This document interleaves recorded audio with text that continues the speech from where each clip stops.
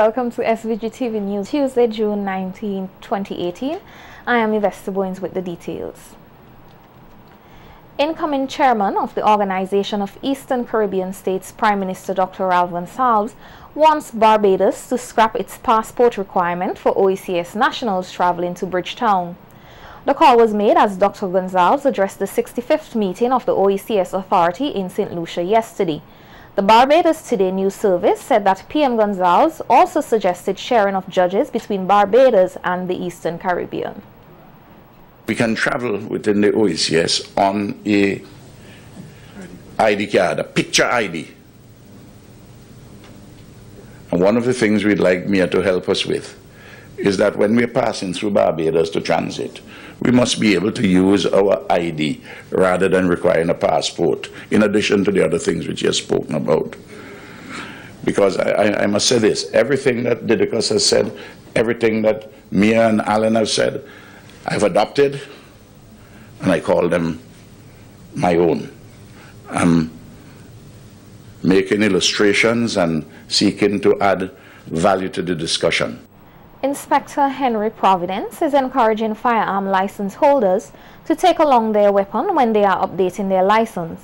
Inspector Providence, who was speaking with SVG-TV News last Friday on a range of related issues, said the department recognized that some persons do not take their firearm when they are renewing their license.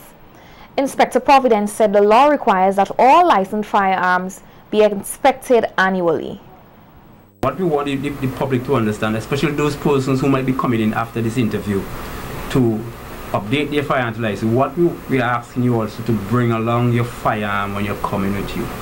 Too often we see people coming to renew their firearm license and they're not bringing along the firearm. The law states also that the firearm must be inspected every year. So when you're coming with, or you're coming to license your firearm, we want you to bring along also the firearm along with you, because it has to be inspected on a yearly basis as well. Corporal Macleon Williams said the license must match the firearm presented and that persons can take their rifles and shotguns to the police station nearest them for inspection. You can also take the firearm to the nearest police station, because whereas it's the shotgun and the rifle, which is a fairly long weapon that you don't want to expose too much to the public, you can go to the nearest police station. The police there would inspect it and they would give you a receipt to say that they would have checked the weapon, found it in good working condition with the serial number bearing, and it goes in correspondence to whatever you have with your booklet. And then you would have to bring that. That would also be signed by the person who would have inspected it at the station. Right? So that would work along once you come to the traffic branch with that letter. Corporal Williams reminded licensed firearm holders to regularly check their firearm registration booklet and not rely solely on their license card. This is only showing you the date of issue, right? So you might well have a firearm for 5 years and you figure that, okay, yeah, I paid my money, $500 on the 12th of June 2018, and that is enough. But really and truly, you go by the record book, because this will tell you on a yearly basis what you need to do. And if you check, you see you paid the 12th of June 2018 here, it tells you that you're due until the 12th of June 2019, right? So it's always best to go back to the booklet and don't always rely on your card. Your card is only telling you that you're registered and you are permitted to carry a firearm once it is licensed. Okay. So this is like your receipt, so to speak, on a yearly basis. Right. And Prime Minister Dr. Ralph Gonsalves said stakeholders who are interested in the medical marijuana industry must be prepared to work hard and compete to be successful. Speaking at the launch of the Everything Vinci Expo on Friday, Dr. Gonsalves said while those persons involved in the illegal cultivation of marijuana have an edge in the market, they must be prepared to put the work needed to thrive. End of the medical cannabis rainbow. There's not a pot of gold. In order to make money from it, we also have to be competitive. There are some persons who may feel that because you may have, strangely, a competitive edge in the supply of illegal ganja, that when medical cannabis comes, that you will have a similar competitive edge. It's good if we get early into the marketplace, but other people will come along and we'll have to compete. This is what it is about. A lecture which seeks to demystify the issue of medical marijuana will be held here tomorrow at the Methodist Church Hall from 7 p.m. The seminar, which will explore the topic, Why Medical Marijuana, will be hosted by the Integrated Medical Care, the IMC, and interested Vincentians will hear from medical practitioners who will share their experiences with the public. Dr. Dale Dandrubin, a trauma, general, and critical care surgeon involved in advanced laparoscopy, will deliver the main presentation. The Dominica-born surgeon, who co-authored several publications in his area of work, has also produced medical games apps for aspiring surgeons and medical doctors.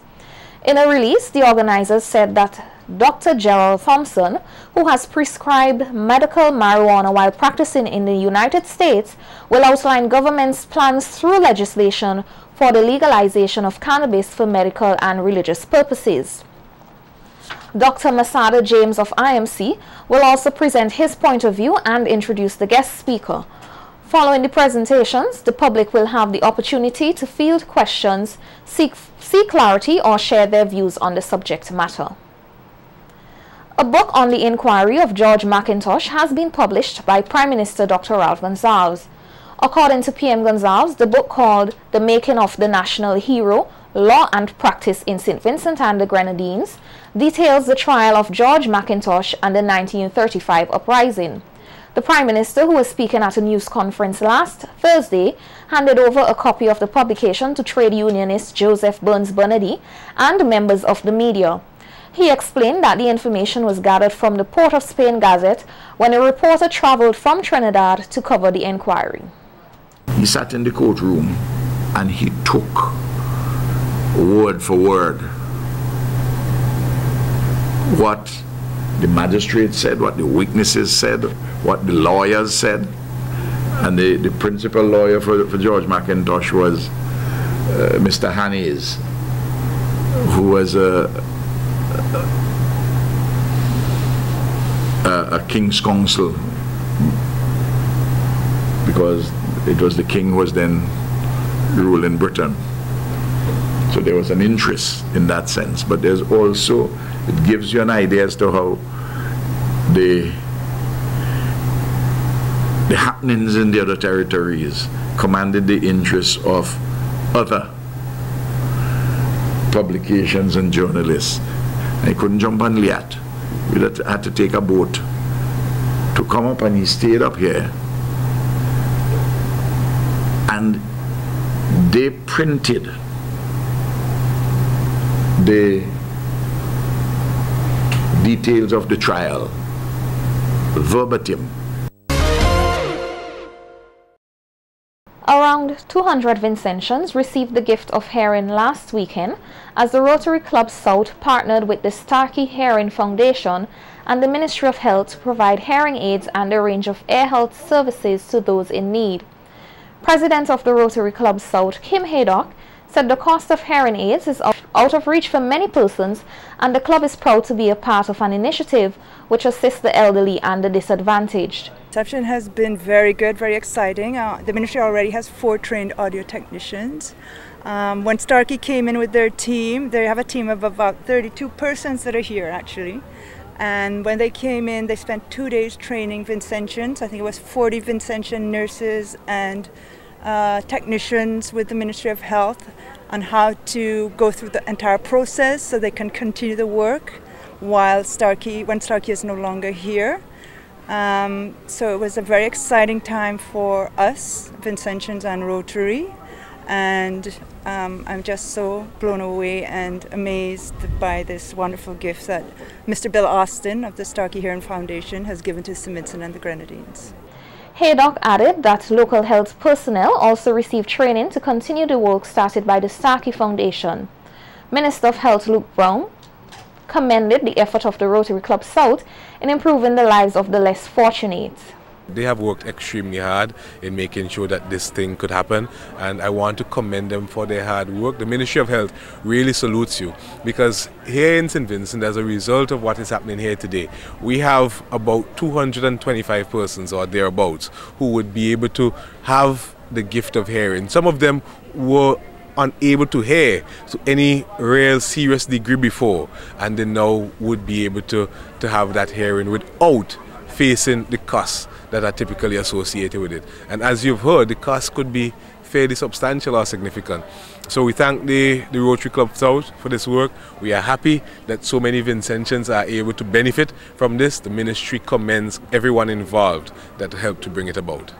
Meanwhile, William Austin, the founder of the Starkey Hearing Foundation, said the work done in SVG was a success and thanked the government for its partnership. No, the government is cooperative. Everyone's helping us. So if everyone is on board on the same team, it makes it easy. You know, you don't have any obstacles. We just have to go to work. Then we have the hearing obstacle, which is enough of an obstacle. The person has different challenges, different damages to the hearing system, and so we have to do what we can. And it's nice when we don't have to fight with the customs and everything else just to do our work. So it made it very easy here. Organizers and participants of the Fathers Conference held at the C.W. Prescott Primary School last week have deemed the event a success. Evaluating the conference on the SVG-TU Speaks program on SVG-TV last Monday night, School Councillor Patsy Garwe said that already the seminar has resulted in fathers improving their relationships with their children. Garwe said that the conference, which was held under the theme Bridging the Gap, Fathers as Mentors, continues to achieve its objectives. Testimonies from fathers of how the conference, and we would have had mini conferences after. We had Dads Day at school and had mini conferences following up, and there were testimonies of how it would have impacted the fathers positively and changed the relationship they had with their children. We want our fathers to really impact our young men. Because it bleeds my heart sometimes when I see young men hanging on the street without a sense of purpose. We go to the prisons, they are there. We go to the mental asylum, they are there. And so we want our men, you know, we want their self-esteem to be lifted. And so as we equip our men, then our men, our fathers, would be able to mentor and be good role models for them, and so we'll have the transition from one generation to the next. Rohan Providence, one of the fathers who participated in the event, said it is important that children learn to assume responsibilities and roles to help build their family. Men tend to have this idea that we are breadwinners. Even though the mothers walk into it, we see ourselves as the breadwinners. So mommy has the duties to perform at home. There should be no mommy duties and daddy duties. There should be house duties that we all share, because that builds the ability for children to also develop teamwork while at school, the ability to work in teams while at school, because at home we work as a team. They need something done, mommy can't help me with it, daddy could help me. Now daddy saying go back to mommy and let mommy deal with it. That is something mommy should do. Like, you know, my wife gets sick, I cook. I can't expect her to cook. My children enjoy the food when I cook, so they see us sharing the duties at home. Dwight McDowell, another father who was involved in the Father Seminar, highlighted the importance of having a good spiritual life which ensures success. And you're teaching them how to pray and how to respect and how to behave. And this will have a positive impact on a child life. We start to think that, okay, a child can get up in the morning, sporting activity is important, academic activity is important, and this will lead the way for the child. But when we look at our society today, some of the problem that we are facing is a problem because there is something that is left out that is fundamental to that child well-being, and that is the Word of God. Teaching them the Word of God, and that will bring success after in any discipline that that child will involve with, here and beyond. So fathers, I'm encouraging you to take a positive outlook, be the major contributor to your child. Carnival Beat is coming right up.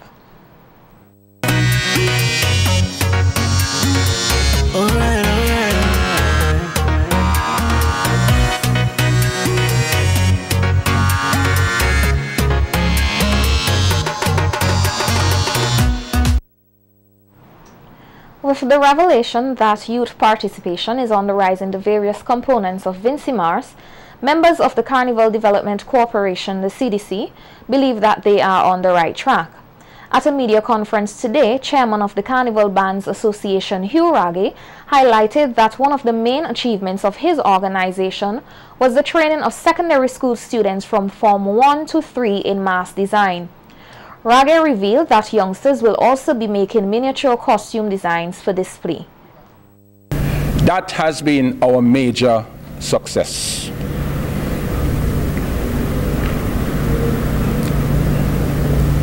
We are going to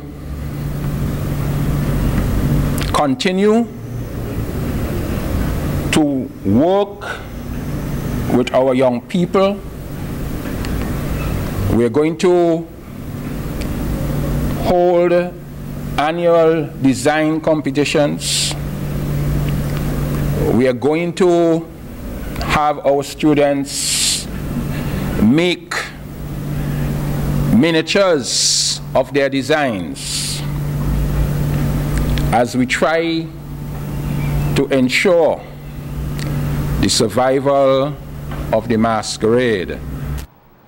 President of the Yulu Pan movement, Onika Moran, said that as the organization commemorates 40 years in August, the Vinlek Junior Pan Festival slated for July 1st will feature a total of 16 orchestras, an increase that can be attributed to the Pan Against Crime initiative.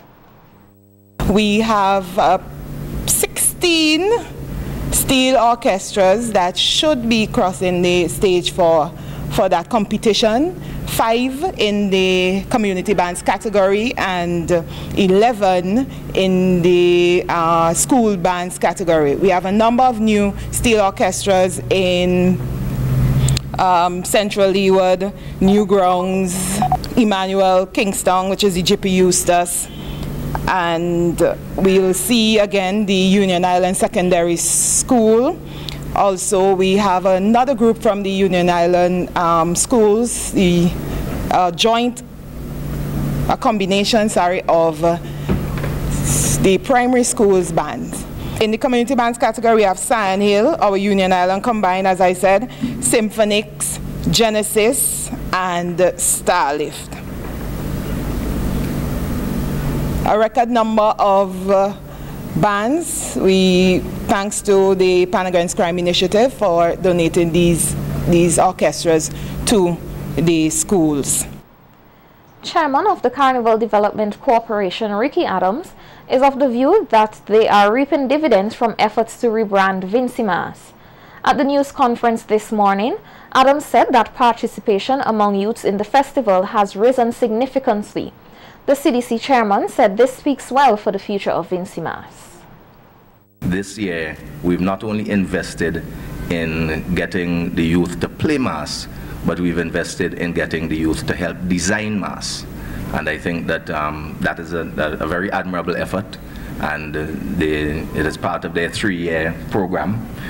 And you know, going forward, if we're going to have 17 and 18 and 20 and who knows how many mass bands, we have to ensure that we not only have the builders, but we also have the designers. Otherwise, we'll be franchising out our design capabilities to persons who are not vested in our own culture. But what I'm really excited about is the doubling, or more than doubling, of the participants in the Junior Pan Festival.